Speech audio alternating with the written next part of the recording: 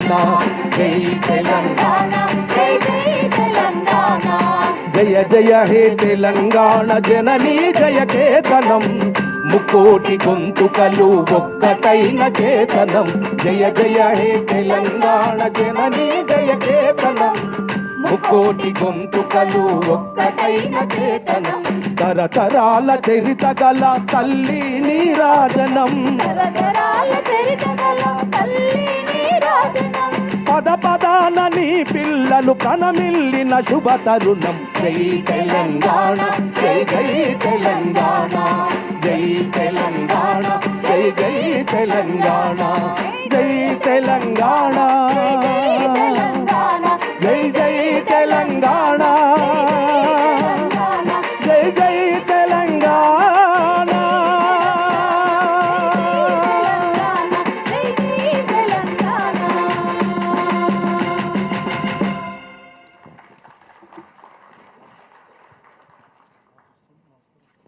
తెలంగాణ రాష్ట్ర నైసర్గిక స్వరూపాన్ని, చరిత్ర, సాహిత్యం, సంస్కృతిని ఉట్టిపడేలా రచించిన చక్కటి గీతం అందశ్రీ గారు రాసిన ఈ గీతానికి అధికార హోదా కల్పించిన గౌరవ ముఖ్యమంత్రి గారికి, ప్రభుత్వానికి మరొకసారి ధన్యవాదాలు తెలుపుదాం.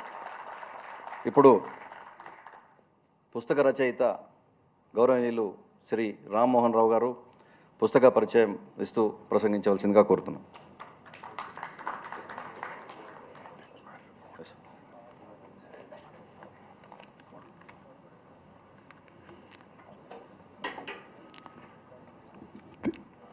సభకు నమస్కారం.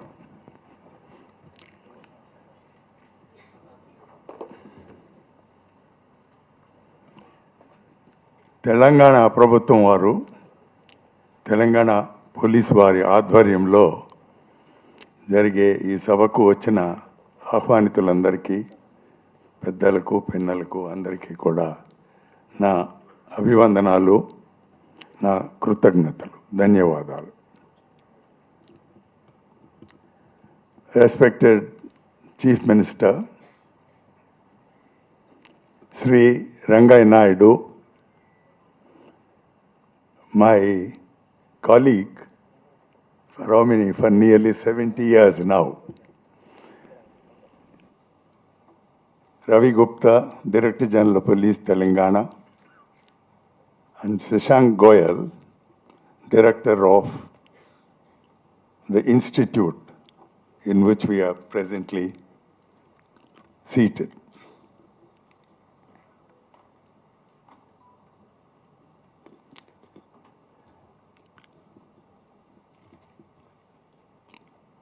For the convenience of all the invitees, I would like to speak in English.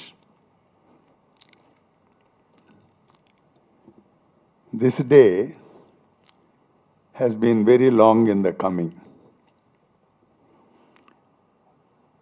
Like human pregnancy, it took 9.5 months to consummate. And for making this day happen,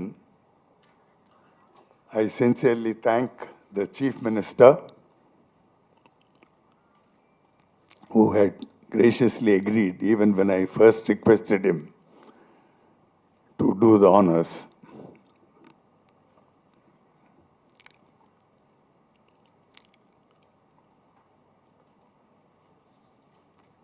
The book itself has had a very checkered progress and history. It took almost 10 years to come out because of various disruptions. Disruptions caused by deaths in the family, illnesses, etc., etc. And when it was almost about to be finished, my secretary, who was with me in the Central Intelligence here and also was my secretary when I was governor, he fell in the bathroom and passed away.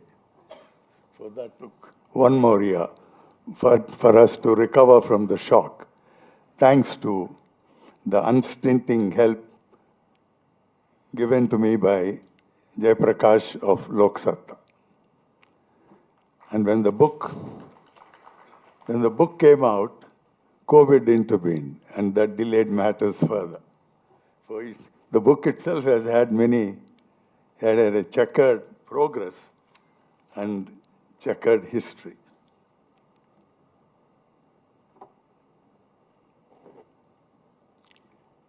Why did I write this book? In fact, I had no ambition to write my memoir or autobiography at any point of time. In all my official career, I kept no notes, kept no diary. I kept no papers with me. I wrote it for two reasons. A couple of days before I demitted my office as governor in Tamil Nadu, the pressman asked me at a function whether I intended to write my autobiography. And very inadvertently, I said yes. Therefore, I had to keep that commitment. But more than that, in my career of more than 36 years, we all retired at the age of 58. Over 36 years, I wore many hats. Though I had only 13 assignments in my 36 and a half years career. And the hats I wore were all very diversified, in the sense that I held a variety of assignments. And I always think that fate ordained me to fulfill assignments which were not only critical, but which gave me a ringside seat to witness some of the epochal events in India's post-independence history.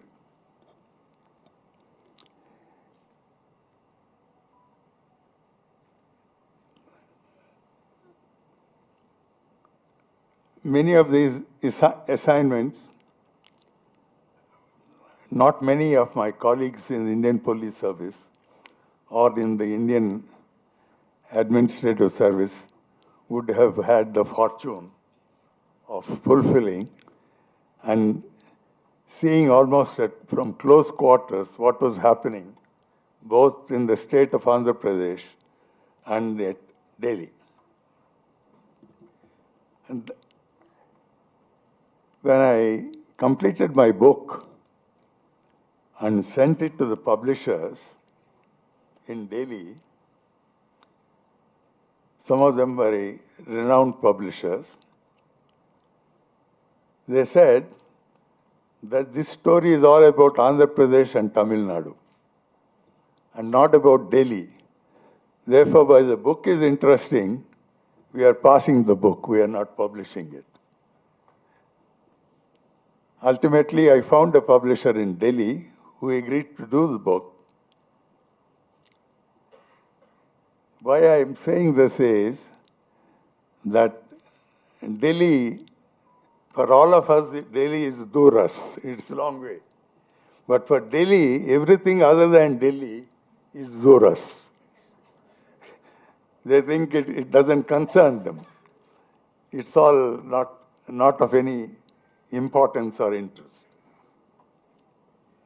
Now, in the various assignments I had fulfilled in my official career, I would enumerate 4 or 5 events of epochal significance.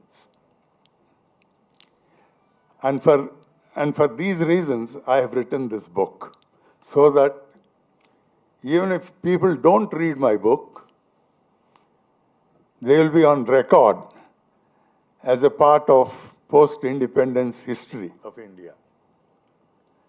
And some researchers may stumble upon my book and come to know what happened in those days, in those years, and at those moments. One of these is the separate Telangana agitation, followed by the separate Andhra agitation, with pardonable pride, I think I can claim, perhaps I am one of the few who had a close ringside view both of what was happening here and what was happening in Delhi in those days, and why Telangana was not conceded in 1971, and Telangana had to wait till 2014.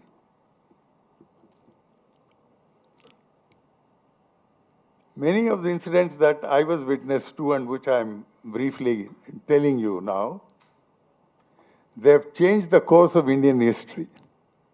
And unfortunately, not many have even recognized, not to speak of appreciating those incidents. I'll list 3 or 4, not many more because of limitations of time. The first one is, in 1969, excuse me, I'll just take it.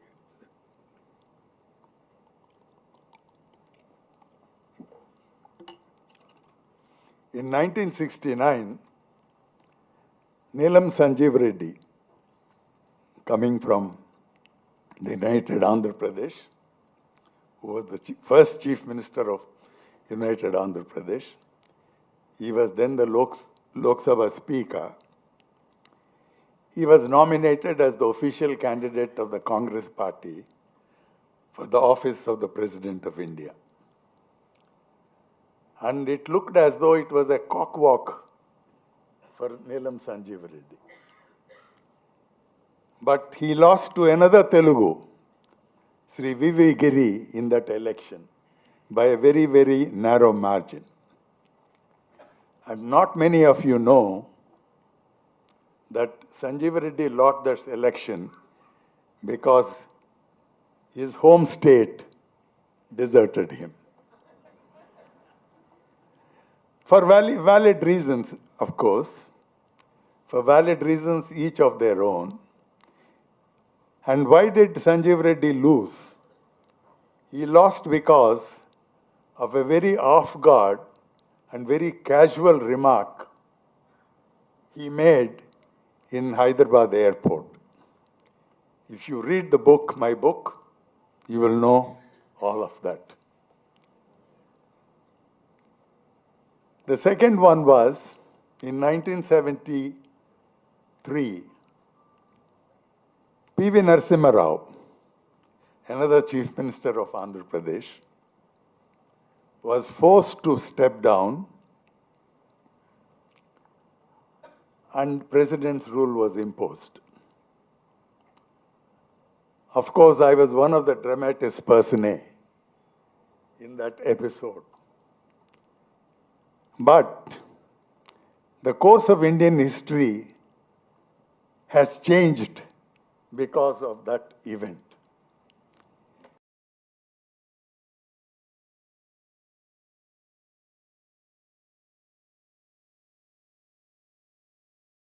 Survived for more than 1 or 2 years as Chief Minister and perhaps might have gone into oblivion.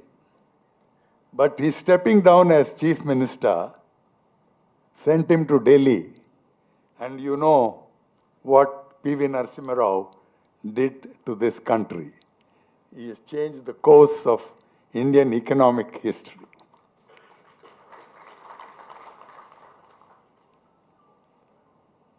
The third one is another Chief Minister, Sri Tanguturi Anjaya, with whom also I had great privilege to work as his intelligence head.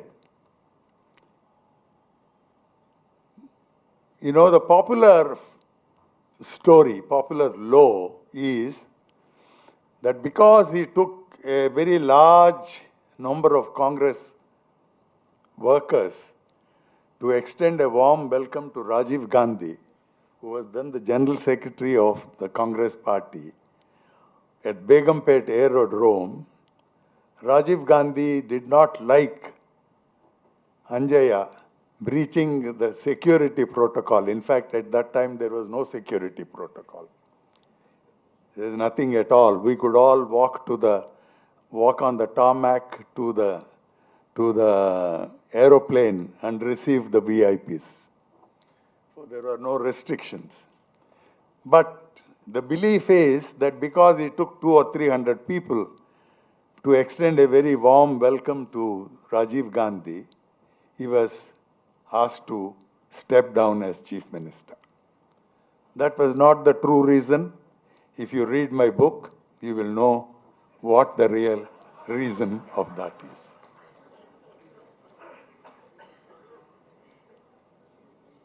And that was followed by the advent of a phenomenon called NTR on the national political scene. In fact, popularly, NTR's rise is attributed to Anjaya's fall. Everybody believes that, but that is not the reason. And the significance of NTR, though, I mean, a figure of great renown then and now, he had not a very long political tenure. His political tenure was a cameo of about 7.5 years. But the phenomenon that NTR was, he changed the course of Indian history. In fact, before NTR, Jyoti Basu, who was Chief Minister of West Bengal for how many years? For more than 20 years. And M. Karunanidhi, who was Chief Minister of Tamil Nadu. Of course, he was in and out, but he had 4 terms.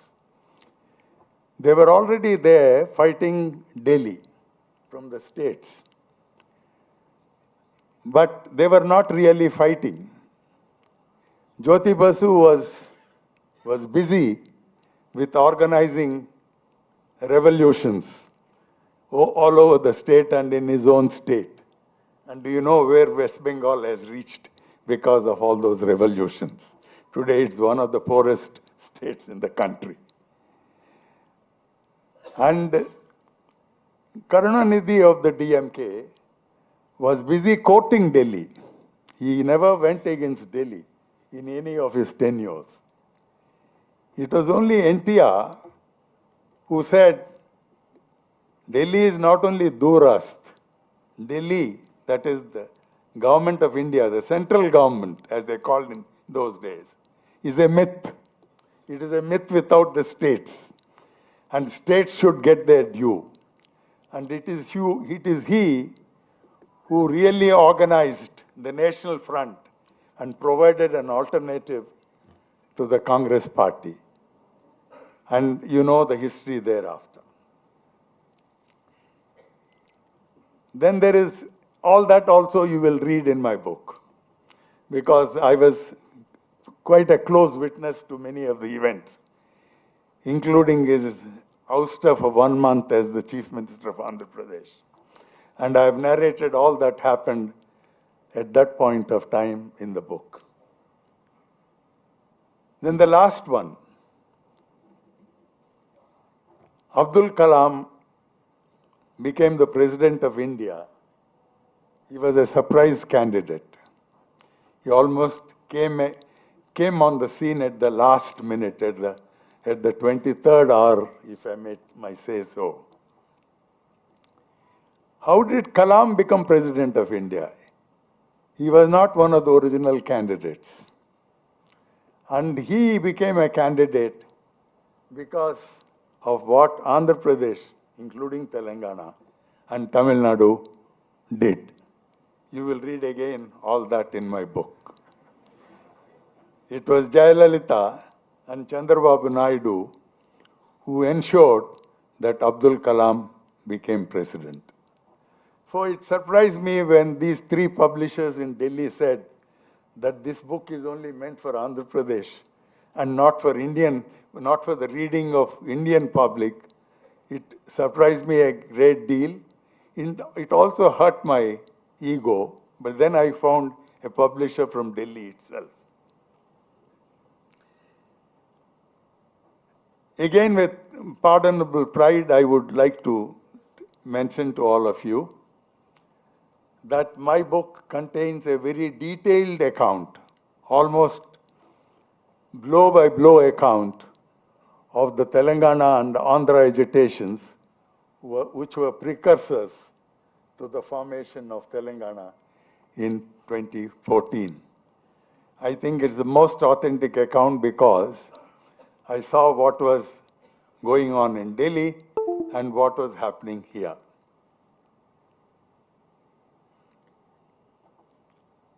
My book essentially is of two parts. One is political and the other is professional. So I've so far dealt with the political aspects of the memoir.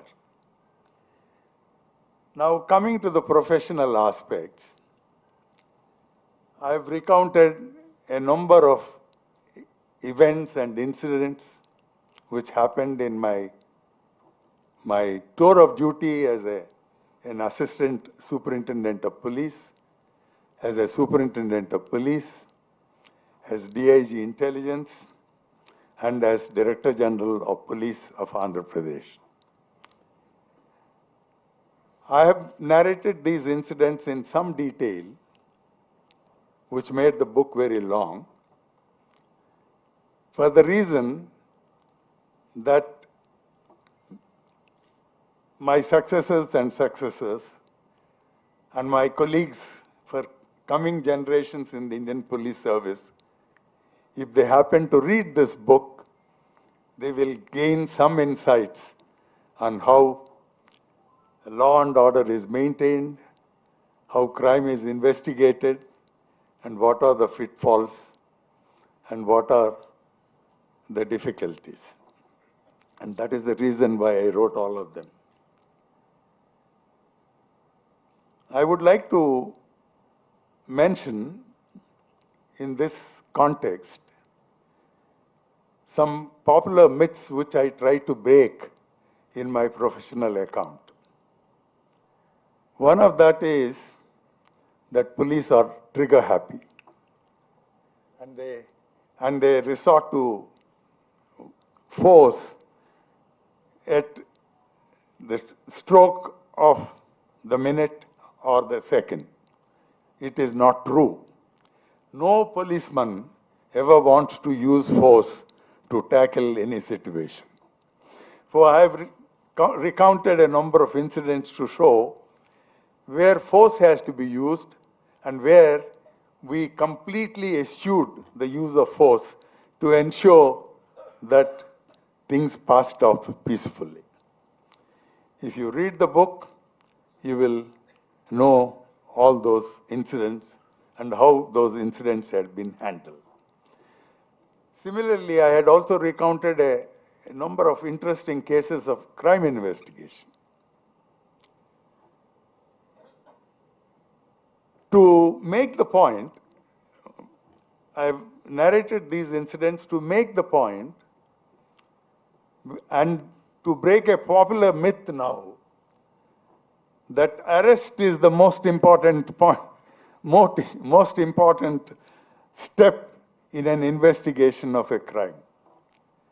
Arrest is the least important factor in the investigation of any crime. And if you read these incidents in the book, you will appreciate why I have stated so and argued.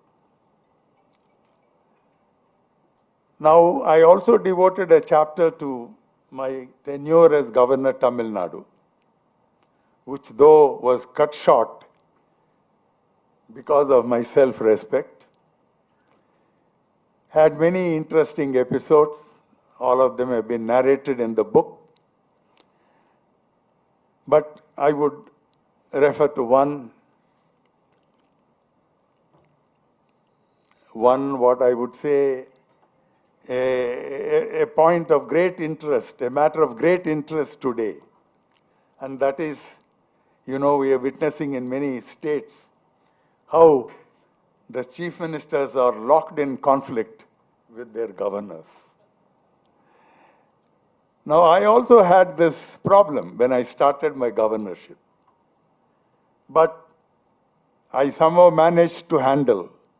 And during my entire tenure, we had the smoothest relationship between me and Jayalalitha, considered to be a very difficult chief minister in those days. In fact, I mentioned to the chief minister in the debate of governors and governors versus chief ministers, I'm on the side of the chief minister. And I'm reiterating it. I'm reiterating it. As I almost finished my book,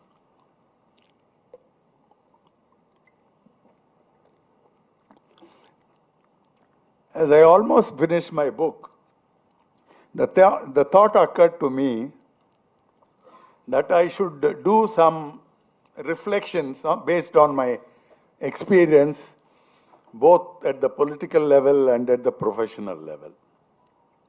So I wrote almost a postscript, a long chapter, in which I dealt with a couple of thorny, burning, and ever-festering issues.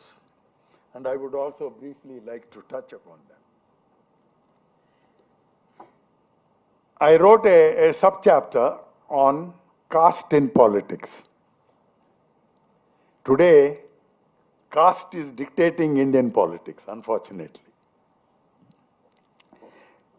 When the founding fathers drafted the Constitution, the Constitution was entirely drafted. People think that Ambedkar drafted the Indian Constitution. No. Ambedkar played a major role in the drafting of the Indian Constitution. But people like Sardar Patel, K. Munshi, Benegal Narsingh Rao, many others, they had a very involved role in the drafting of the Constitution. And one of the cornerstones of the Constitution is that there shall be no discrimination on the basis of religion, community, caste, or creed. But we are going in the opposite direction.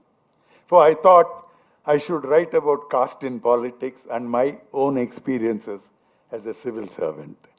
And I can tell you, if you are a civil servant, particularly from the All India services, and you are serving in your own home state, it is a very difficult proposition. Every decision that you take, it is examined on the touchstone of which caste you belong to. And you belong to one of the local castes, then this guy has taken this decision because he wanted to favor X, Y, or Z. I've narrated a few incidents in the course of my book about how I had to handle these very delicate issues. In fact, even with ministers and chief ministers. In fact, even the ministers with whom I had tiffs, they all became chief ministers later. Then I also touched on a subject which is not complicated, which is delicate and controversial, and is political interference in governance. Particularly the chappies belonging to the IAS and the IPS, working in the states, they ever complain and grumble that there is too much of political interference in this work. In fact, in my view, political interference is an oxymoron. Politicians are the masters. They are the people who govern the states, not civil servants. Civil servants only assist them. Again, I'm on your side, sir. In fact, as one of my junior colleagues is here, I think, MCRHRD Reddy, used to tell me, in fact, I put it in my book, many of us in the IAS, particularly the IAS, more in the IAS than the IPS, they think that we have to rescue the country from the hands of the politicians, which is not true. Politicians, if you enter politics, and spend 5 or 6 years, you will know how difficult it is to be a politician. In fact, our respected Chief Minister is almost 40 minutes late because of his political problems in for we should all appreciate that, for I've analyzed it in detail and pointed out how it is a wrong concept and an oxymoron to think that politicians interfere in the governance. They are elected to govern the state, and we are appointed to assist them and not to put spokes in the wheels and obstruct their policies and all that. Then I also had touched upon policing. You know, policing, other than the medical profession, is perhaps the most difficult profession in the country, all over the world. Not often realized. In fact, if you don't maintain peace and stability, if you don't work for the rule of law, there is no economic growth, there is no prosperity in any country, in any state. And the responsibility for maintaining peace, upholding the rule of law, is the responsibility of the police. And therefore, I've briefly touched upon the problems of the police, which you may all like to. When you read, if and when you read, I hope you will all appreciate. I also touched upon the functions of intelligence, because in my career I had spent 15 years in intelligence work in all. Intelligence is another, people think that we are all James Bonds. We are not James Bonds. It is a very, very unappetizing and very sort of grinding task, and not appreciated by many people. In fact, and often there is this accusation in the press, particularly in the press, and also by the opposition parties, that intelligence only watches the opposition parties. It is not true. Today's opposition party is tomorrow the party in government. Till yesterday, Congress was in opposition. Today they are in government.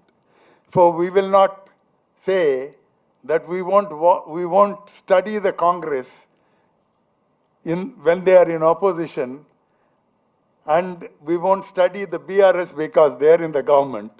And then when BRS goes into the opposition and Congress comes into the governance, we can't suddenly find sources of information. For I have analyzed all that in the book. Now, also, I have many of those who had worked with me for long years, who had spent the midnight oil and faced many difficult situations in the AP State Road Transport Corporation. They are all here. And I have spent a considerable amount of space and time on writing my experiences in the Road Transport Corporation, and how trade unionism is a major factor in managing public utilities and public business enterprises. For it is a diversified account of a number of fields of human endeavor and human activity, and therefore I am extremely happy that our Chief Minister has found the time to come here and spend some time and agree to release the book. And one more word, and I will close. Sri Rangaya Naidu, who has agreed to preside over this meeting, was the last IPS officer to have been allotted to what was then the state of Andhra. He was the last allottee. I was the first IPS officer to have been allotted to Andhra Pradesh. Of course, Andhra and Telangana are part of Hyderabad state, united to become Andhra Pradesh. And we spent, as I said, nearly 60 and odd years together and bore the good times and the bad times with equal stoicity and equanimity. And apart from me, he is the only other IPS officer from United Andhra Pradesh and Telangana to have held a constitutional office. He was a Minister of State in the Government of India in P.V. Narasimha Rao's cabinet. And I'm very thankful to him, in spite of his handicaps, physical handicaps, to have agreed to come and preside over this function. And now I hand over the mic to the president of the function. Thank you very much. ధన్యవాదాలు sir. 69 సంవత్సరాల తమరి సుదీర్ఘమైన sir అక్కడికి వచ్చి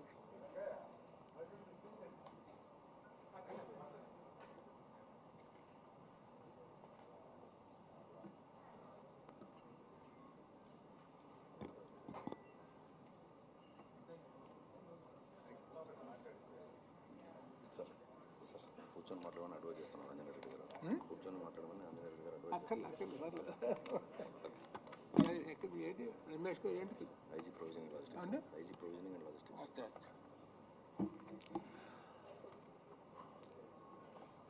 Honorable Chief Minister Telangana, Sri Revanth Reddy garu, my colleague Mr. Rama Mohan Rao, the DGP Mr. Ravi Gupta, and Director of the Institute Mr. Goyal, and my previous colleagues who have come in a large number, and other guests. Mr. Ramohan Rao came to my house and he requested me to preside over the meeting, as I am the senior most IPS officer surviving.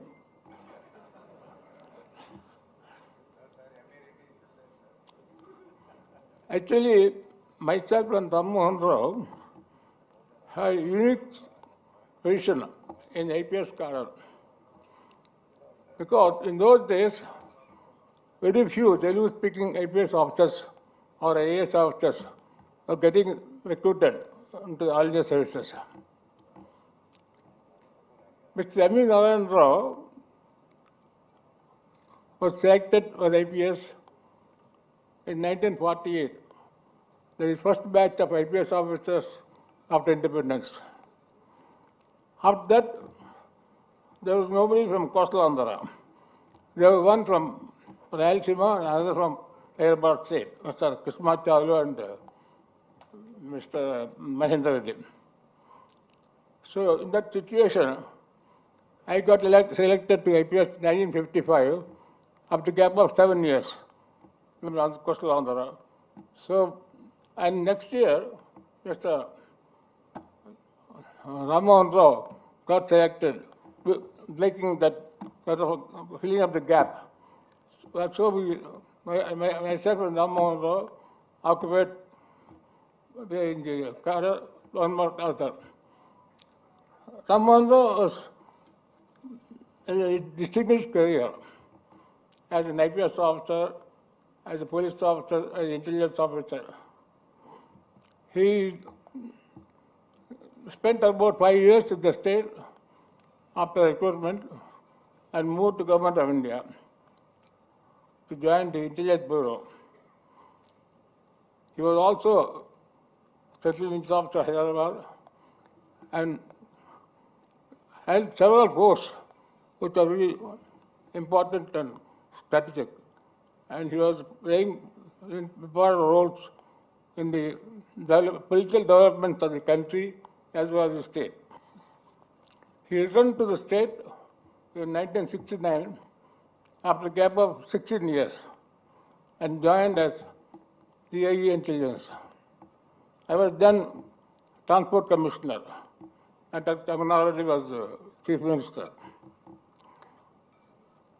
Then Sanjay was trusted after the, and he suggested that Ram may go to APSRD.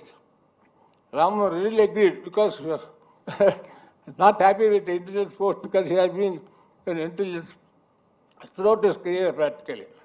So he joined APSRD and did a good job there. Much about them.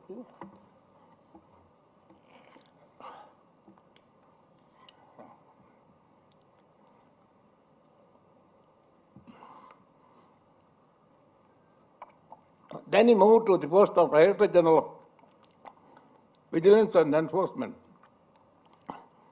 And there also he made a mark. Finally, in 1987, after retirement of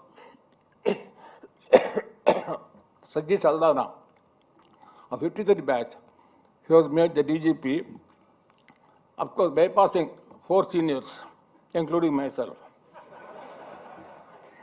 But I had no grouse because I was not the next senior most. Above me there were 3 officers, Mr. Subramaniam, Mr. Thomas, Mr. Sushil Kumar. So I was Director General of Prisons at that time. So I was quite happy with my posting and had no grudge. And I was very happy that my colleague Ram Mohan has become the DGP of the state. And he has done excellent job. But then, unfortunate development in the Vijayawada politics resulted in some unwarranted consequences. There was a war between 2 mafia groups in Vijayawada at that time. One headed by Pangvir Radha and his brother Mohan Ranga, other by Nehru family. That is Nehru's brother and his, and though they are mafias, they took the caste sort of base, saying that Mohan Ranga was supporting Kapus and Nehru was supporting Kamas. But actually, it is only out of guys. It is not nothing to do with community. It was a simple mafia gang politics. Then the situation has become a little sensitive, and there were series of murder cases in which both some people of this way, some people that were murdered also. Nearly about 4 or 5 people have been killed during that period.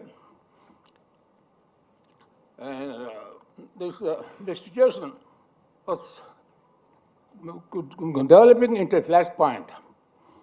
Ram Mohan Rao suggested that about half a dozen people from each side to be detained under a PD Act.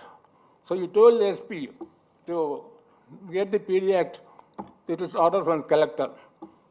And so the SP Girish Kumar, he sent the report to the collector, but collector was reluctant to the order because one side belonged to the ruling party.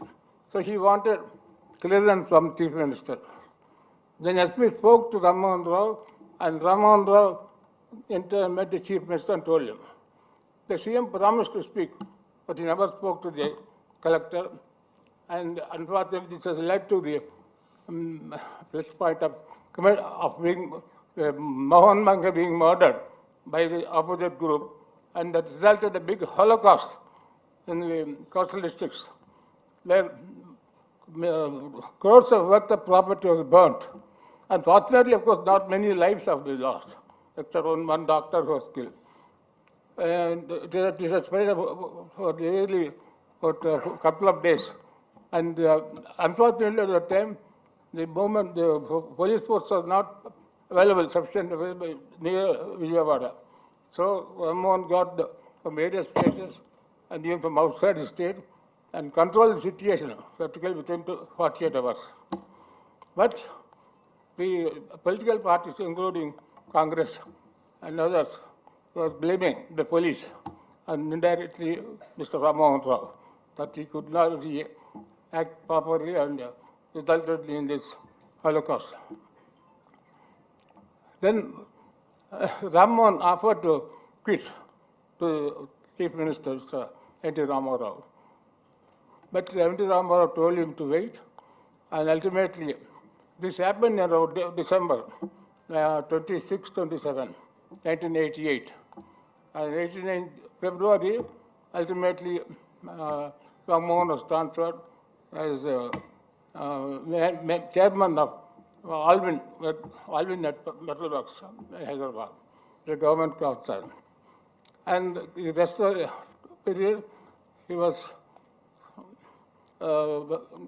working there for some long time and retired from there.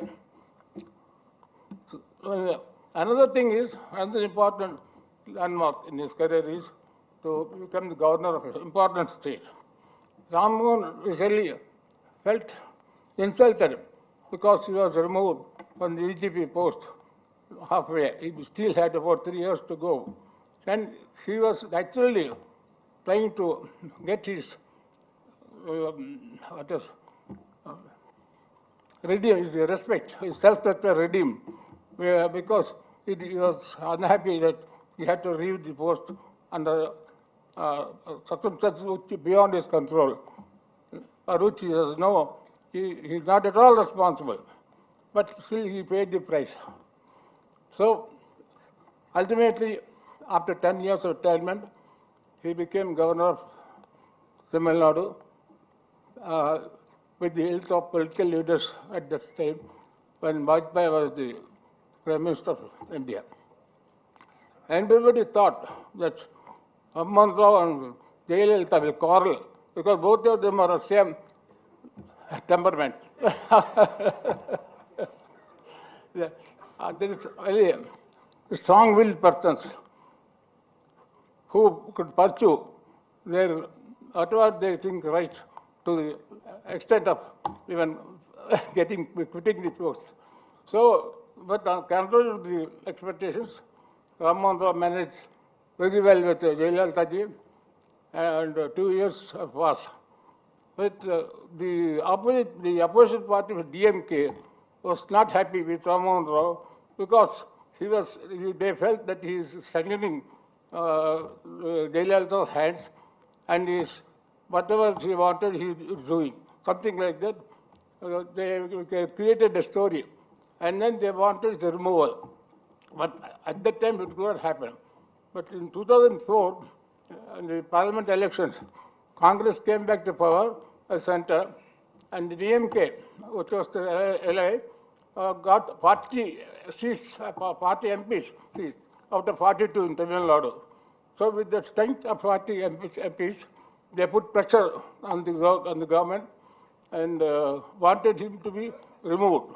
But there is no process to remove a governor unless an allegation of corruption or whatever it is. But the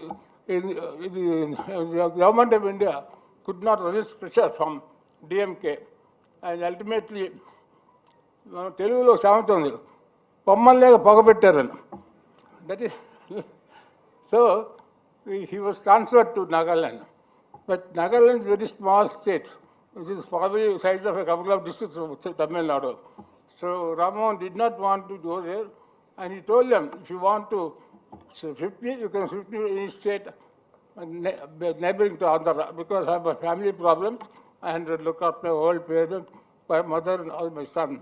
So, but government of India, under pressure from then Manmohan Singh was Prime Minister and Shivraj Patil was the Home Minister. They did not publish him, and ultimately Rammohan resign from governorship and go to Nagaland. That is Ram Mohan.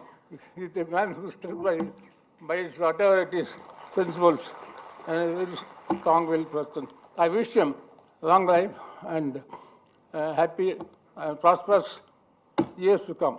Thank you.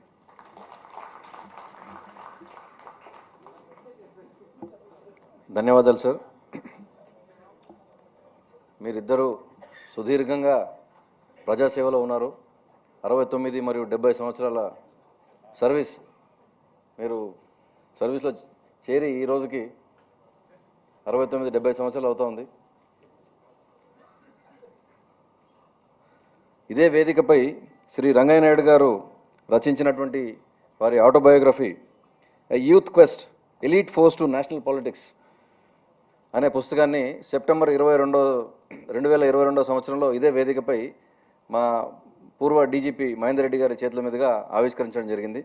మళ్ళీ అదే వేదికపై వారికి 1 year junior అయినటువంటి రామ్మోహన్ రావు గారి రచించిన పుస్తకాన్ని ముఖ్యమంత్రి గారి చేతుల మీదుగా రిలీజ్ చేయించుకోవడానికి అవకాశం రావడం ఐపీఎస్ సర్వీస్కి దక్కిన గౌరవం అని భావిస్తున్నాను. ఇప్పుడు గౌరవ ముఖ్య అతిథి గారి చేతుల మీదుగా పుస్తక ఆవిష్కరణ కార్యక్రమం.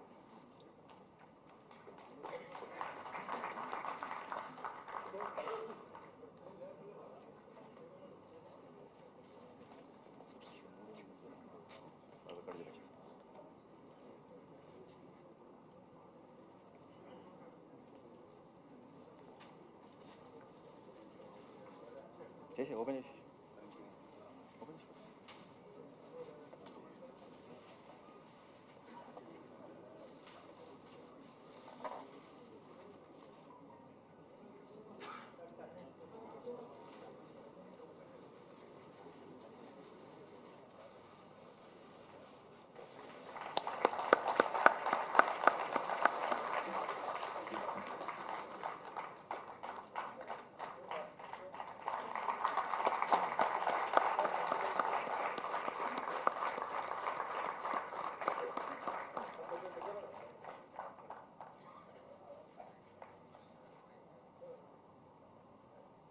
గౌరవనీయులైన ముఖ్యమంత్రి గారికి ధన్యవాదాలు. ఇప్పుడు సభను ఉద్దేశించి గౌరవ ముఖ్యమంత్రి గారిని sir. My publisher, though he had agreed to publish a book which was declined by 3 others, he seems to be a smart businessman. He has put it on Amazon for sale, and bookshops nowhere display this book. So if any of you want to read, you will have to order it on Amazon for sale. Thank you. గౌరవ ముఖ్యమంత్రి గారిని సభను ఉద్దేశించి ప్రసంగించవలసిందిగా కోరుతున్నాను.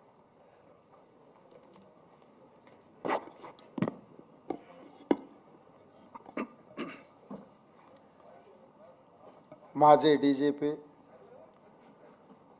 మాజీ governor పెద్దలు రామ్మోహన్ రావు గారు రచించిన పుస్తక ఆవిష్కరణ కార్యక్రమానికి నాతో పాటు ముఖ్య అతిథులుగా విచ్చేసిన ఐపీఎస్ ఆఫీసర్, మాజీ కేంద్ర మంత్రిగా పనిచేసిన పివి రంగయ్య నాయుడు గారు, వేదిక మీద తెలంగాణ రాష్ట్ర డీజీపీ రవిగుప్తా గారు, ఇతర అధికారులు, ఇక్కడ చాలామంది ఎమినెంట్ పర్సనాలిటీస్, ఐఏఎస్, ఐపీఎస్గా, డీజీపీలుగా, చీఫ్ సెక్రటరీస్గా వివిధ హోదాలలో రాష్ట్రానికి, దేశానికి సేవలు అందించి ఈరోజు రామ్మోహన్ రావు గారి పుస్తక ఆవిష్కరణలో మీరందరూ పాల్గొనడం, ఈ కార్యక్రమానికి నన్ను ముఖ్య అతిథిగా వారు ఆహ్వానించడం ఒక మంచి అవకాశంగా, మిమ్మల్ని అందరినీ కలవడానికి నాకు ఇది ఒక మంచి సందర్భం అని నేను భావిస్తున్నాను.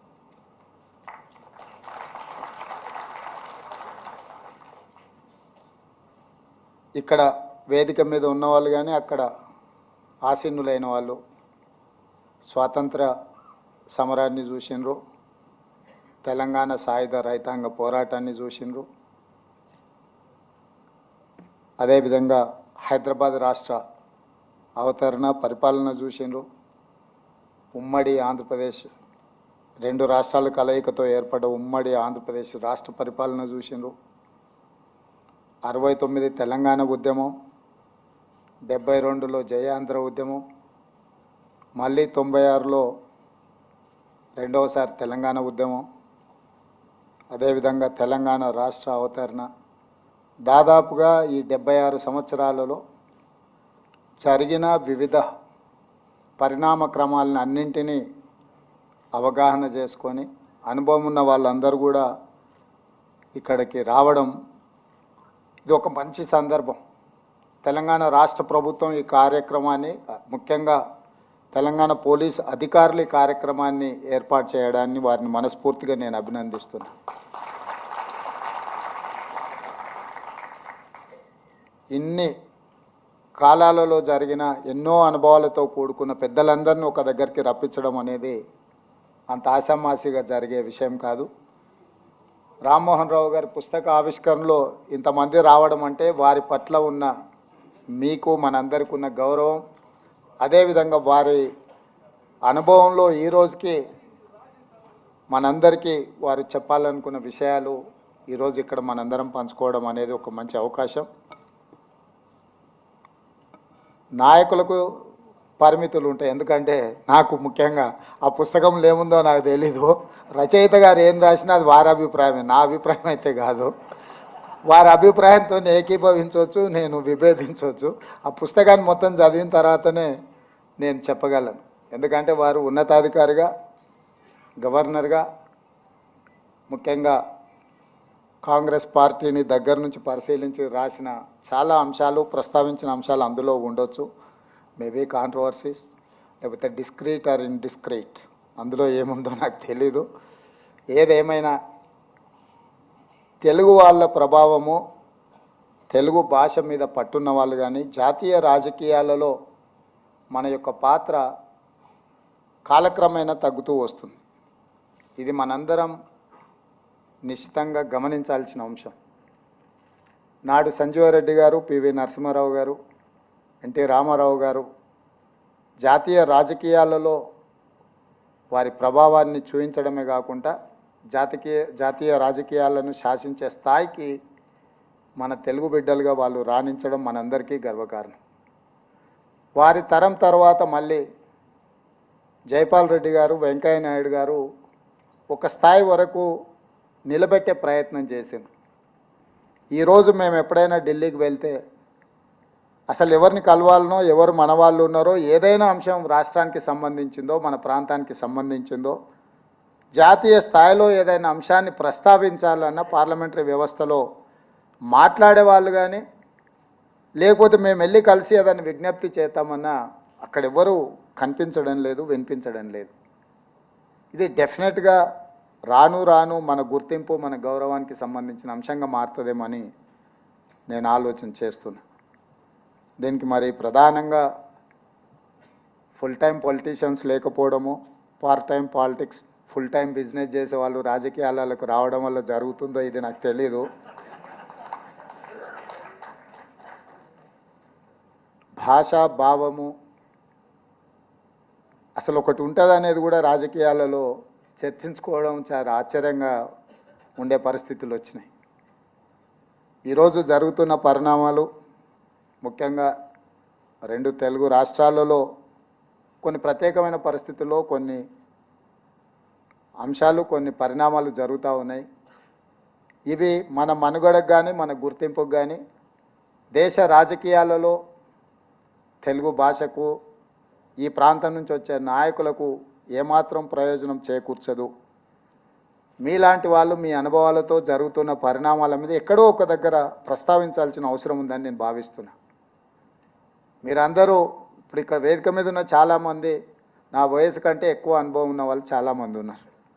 ఇక్కడ ఉన్న అధికారులు చాలామంది 69, 70 ఇయర్స్. ఇప్పుడు పివి రంగయ్య నాయుడు గారికి 91 ఇయర్స్, రామ్మోహన్ రావు గారికి 90 ఇయర్స్. నాకంటే కొంచెం యాక్టివ్గా నడుస్తూ వస్తుంటే రామ్మోహన్ రావు గారు వారు ఇంకా యంగ్ ఎట్ హార్ట్, వారు అంటే ఇంకా ఏమంటారు షార్ప్ టంగ్తో వారు మాట్లాడినారు. అంటే వారు రాజకీయాలకు రాకపోవడం కొంచెం మేలైనట్టుంది. గవర్నర్గా వెళ్ళిండ్రు. ఎందుకంటే వారికి లైన్ అండ్ లెంత్ భాష మీద భావం మీద మంచి పట్టు ఉంది. డెఫినెట్గా ఆ బుక్కు పొలిటికల్ సస్పెన్స్ థ్రిల్లర్ అవుతుందేమని నేను అనుకుంటున్నా. వారు ప్రస్తావించిన అంశాలు అందులో చూడండి లేకపోతే చదవండి అని చెప్తున్నారంటే మీ అందరితో నా మనవి ఒక్కటే, రాష్ట్రము, రాష్ట్ర ఏర్పాటు, జరిగిన పరిణామాలు, దాని వెనకాల ఉన్న నేపథ్యాలు ఇవన్నీ కూడా నేనేం పెద్దగా చెప్పాల్సిన అవసరం లేదు, మీకు అందరికీ లోతుగా తెలుసు. ఇప్పుడు మళ్ళీ మనం అందరం మన వాళ్ళుగా మనందరం కలిసి మళ్ళీ ప్రయాణం మొదలు పెట్టాల్సిన అవసరం ఉంది, రాణించాల్సిన అవసరం ఉందని నేను బలంగా నమ్ముతున్నా. అందుకే పద్మవిభూషణ్ వచ్చినా పద్మశ్రీ అవార్డులు వచ్చినా మన వాళ్ళకు వస్తే రాష్ట్ర ప్రభుత్వం తరఫున వాళ్ళని గౌరవించడానికి అధికారికంగా మేము ముందుకు వచ్చినాం. ఈ కార్యక్రమంలో కూడా నేను రామ్మోహన్ రావు గారు పుస్తకావిష్కరణ అంటే మా అధికారులకు ఆదేశాలు ఇవ్వడమే కాకుండా ఈ కార్యక్రమంలో నేను పాల్గొన్నది మళ్ళీ మనందరం కూర్చొని కలిసి మాట్లాడి ఏ విధంగా ముందుకు వెళ్ళాలి. 5 ట్రిలియన్ ఎకానమీ అని కేంద్ర ప్రభుత్వం చెప్తున్న దాంట్లో 5 ట్రిలియన్ ఎకానమీలో మనం ఎట్లుండాలి, మన పాత్ర ఏముండాలి, అదేవిధంగా ఈ దేశ రాజకీయాలలో మన నిర్ణయం, మన పాత్ర. దేశంలోనే 2వ అత్యధికంగా మాట్లాడే భాష తెలుగు భాష. హిందీ తర్వాత చాలామంది బెంగాల్ అనుకుంటారు, కాదు తెలుగు, తెలుగు తర్వాతనే బెంగాల్. సో మరి జాతీయ స్థాయిలో మన భాష 2వ స్థానంలో ఉన్నప్పుడు రాజకీయాలలో కూడా మనం ఆ విధమైన ప్రభావం చూపించాల్సిన పరిస్థితుల్లో అధికారిక నిర్ణయాలలో మనం భాగస్వాములుగా ఉండాలి. ఒకప్పుడు రాష్ట్రపతి పదవి ఉత్తర భారతదేశానికి ఇస్తే ప్రధానమంత్రి ఇక్కడ ఉండేది, అటువైపు నుంచి ప్రధానమంత్రి ఉంటే ఇటువైపు నుంచి తప్పకుండా రాష్ట్రపతి పదవులు ఉండేది. That is how we have got so many opportunities as a president of India. ఎప్పుడు అదొక ఈక్వేషన్ కింద ఉండేది. ఇదే కాకుండా ఫస్ట్ 5 పోర్ట్ఫోలియోస్లో డిఫెన్స్ కావచ్చు, హోమ్ కావచ్చు, ఫినాన్స్ కావచ్చు, రూరల్ అండ్ అర్బన్ డెవలప్మెంట్ కావచ్చు, ఇట్లాంటి ఇంపార్టెంట్ పోర్ట్ఫోలియోస్లో 5-6లో ఖచ్చితంగా 3 పోర్ట్ఫోలియోస్ సౌత్ నుంచి రిప్రజెంట్ చేసేది. దట్ ఈజ్ హౌ ఇప్పుడు always they use to balance things. కానీ ఈరోజు ఆ రకమైన పరిస్థితులు లేవు. ఎవరో ఎక్కడో ఒకరు క్యాబినెట్ మినిస్టర్ ఉన్నారా, ఉంటే వాళ్ళకి ఏం పోర్ట్ఫోలియో ఉందని మనం వెతికి చూసుకునే పరిస్థితులు ఈరోజు వచ్చినాయి. దీనికి కారణం ఏందో, దీనికి పరిష్కారం ఏందో కూడా మీలాంటి అనుభవజ్ఞులు, రాజకీయ స్వార్థం లేకుండా ఆలోచన చేయగలిగిన వాళ్ళు మీరు సూచన చేయాల్సిన అవసరం ఉన్నదని నేను భావిస్తున్నా. జాతీయ రాజకీయాలకు వచ్చినప్పుడు ఏ విధంగా ఆలోచన చేయాలి, ప్రాంతీయ అంశాలు వచ్చినప్పుడు ఏ విధమైన నిర్ణయాలు తీసుకోవాలనో కూడా మనకు విచక్షణ ఉండాలి. ఆ విధంగా ముందుకు వెళ్ళాలి. మీలాంటి అనుభవజ్ఞుల నుంచి మా ప్రభుత్వం తప్పకుండా సూచనలు తీసుకుంటుంది. మా ప్రభుత్వానికి భేషజాలు లేవు. ఏదైనా మీ అనుభవము ఈ రాష్ట్రాన్ని ముందుకు నడిపించడంలో, అభివృద్ధి చేయడంలో, అదేవిధంగా దేశ రాజకీయాలలో అవసరమైన పాత్ర పోషించడానికి మన వాళ్ళు ఎవరైనా, ఒకే ఒక ఉదాహరణ నేను చెప్పగలను. ఆనాడు పివి నరసింహారావు గారి దేశ ప్రధానమంత్రిగా వారికి అవకాశం వచ్చినప్పుడు వారు నంద్యాలలో పోటీ చేస్తా అంటే ఎన్టీ రామారావు గారు ఒక తెలుగు బిడ్డ ప్రధానమంత్రి అవుతున్నాడు, ఎన్నికల్లో నేను పోటీ పెట్టదలుచుకోలేదు అని ఒక గౌరవించి ప్రధాన ప్రతిపక్ష పార్టీ ఎన్టీ రామారావు గారు ఆ ఎన్నికల్లో పివి నరసింహారావు గారిని ఏకగ్రీవం చేసేదానికి ప్రయత్నం చేసింది. అంటే రాజకీయాలలో అప్పుడప్పుడు మన యొక్క ఉనికి, మనుగడను, మన యొక్క గౌరవాన్ని నిలబెట్టుకోవడానికి ఒక మంచి సాంప్రదాయాన్ని పాటించడంలో తప్పు లేదు అని నేను భావిస్తున్నా. ఈరోజు మా ప్రభుత్వం కూడా అలాంటి మంచి సాంప్రదాయాలు ఏవున్నా ఖచ్చితంగా మీ అనుభవాల నుంచి మాకు సూచన చేస్తే వాటిని పాటించడానికి మా రాష్ట్ర ప్రభుత్వం, మేము, మా మంత్రివర్గ సహచరులు అందరూ సిద్ధంగా ఉన్నారు. ఇప్పుడు మనందరం మళ్ళీ కలిసికట్టుగా ఆలోచన, రాష్ట్రాలుగా విడిపోయిన మనుషులుగా మనం కలిసి ఉండాల్సిన అవసరం ఉంది. భౌగోళిక తెలంగాణ ఏర్పడ్డది, పరిపాలనా సౌలభ్యం కోసం రాష్ట్రం ఏర్పడ్డది, భావోద్వేగాలతో ఉన్న తెలంగాణ రాష్ట్రం ఏర్పడ్డది. ఇప్పుడు ఇంకా అభివృద్ధి పదం వైపు నడిపించాల్సిన తెలంగాణ, అభివృద్ధిని మన ప్రజలకు చేరవేయాల్సిన బాధ్యత మా మీద ఉన్నది. తప్పకుండా ఆ దిశగా ఏ సహకారమైనా మీ వైపు నుంచి మీ అనుభవాన్ని మాకేదైనా మా ఆఫీస్ కానీ మా సెక్రటేరియట్ కానీ ఎప్పుడూ అందుబాటులో ఉంటుంది. చాలా వరకు ఈ మధ్యలో మీరే చూస్తుంటారు జరుగుతున్న ఈ 75-80 రోజుల పరిపాలనలో తీసుకుంటున్న నిర్ణయాలు కానీ ఇవి సరిపోతాయంటే సరిపో, నాకు కూడా తెలుసు. కాకపోతే చేయగలిగిన ప్రయత్నం, సిన్సియర్ ఎఫర్ట్స్ పెట్టాలనేదే మా ప్రయత్నం. ఇందులో మీరందరూ సహకరించాల్సిందిగా, పెద్దలందరినీ ఆశీర్వదించాల్సిందిగా కోరుకుంటూ మీ అందరి దగ్గర సెలవు తీసుకుంటున్నాను.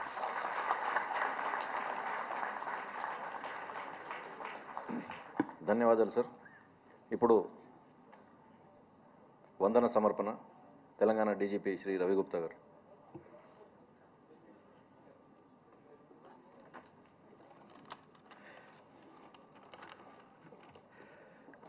It's my privilege and honor to propose a vote of thanks on behalf of Telangana State Police and my personal behalf. I extend my heartfelt gratitude to all the dignitaries, my senior officers, my gurus, and all other guests who have taken time and they are here for this function. We are truly honored to have Sri Ram Mohan Rao Garu, who has written this book, which I am sure will serve as a piece of motivation for all the young IPS officers in the cadre. Sir has narrated some incidents from his experience, political experience, and professional experience, and others, sensitive incidents also. I am sure all the police officers in the state would be benefited by his experiences, because experience can never be taught. And to learn from his rich experience will be it will be a matter of great honor and pride for all of us. Sir, with your permission, I would like to procure these books and provide to all the IPS officers of the state so that they can they can use them for their benefit. Sir, 2 days back, when you had presented me this book, I had gone through 2 chapters. Sir, I can say it's just not a literary creation. It's a journey of emotions, knowledge, and inspiration for all of us.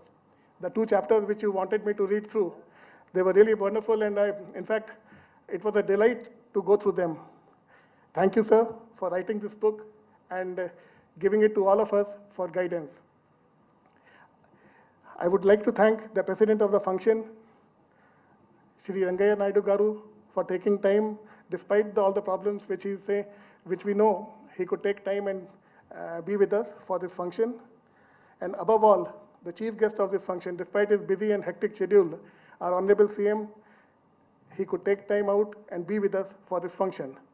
I would also like to thank the Director General, MCRHRD Institute, who was gracious enough to provide this auditorium and other facilities and the logistic support to us for organizing this function. I am also grateful to the print media and audiovisual media for being here and covering this function. Last but not the least, I want to thank each one of you in the audience for taking time out and being with us on this Sunday evening and making this function a grand success. Thank you. Thank you, one and all.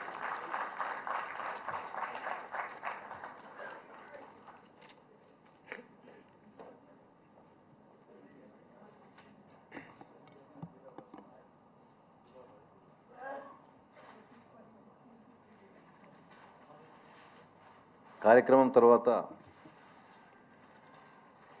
Auditorium బయట ఉన్న లాంజ్లో తేనీటి విందుకి రావాల్సిందిగా police శాఖ తరఫు నుంచి కోరుతున్నాను.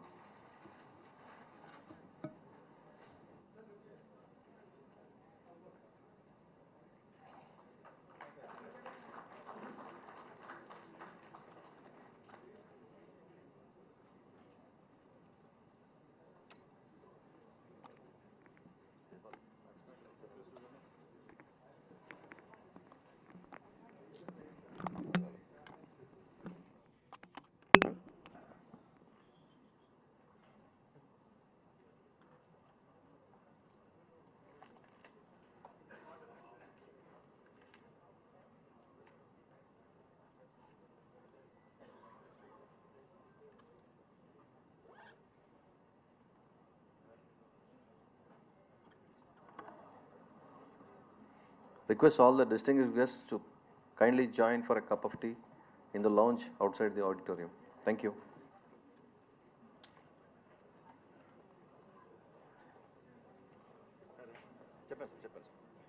I would like all of you to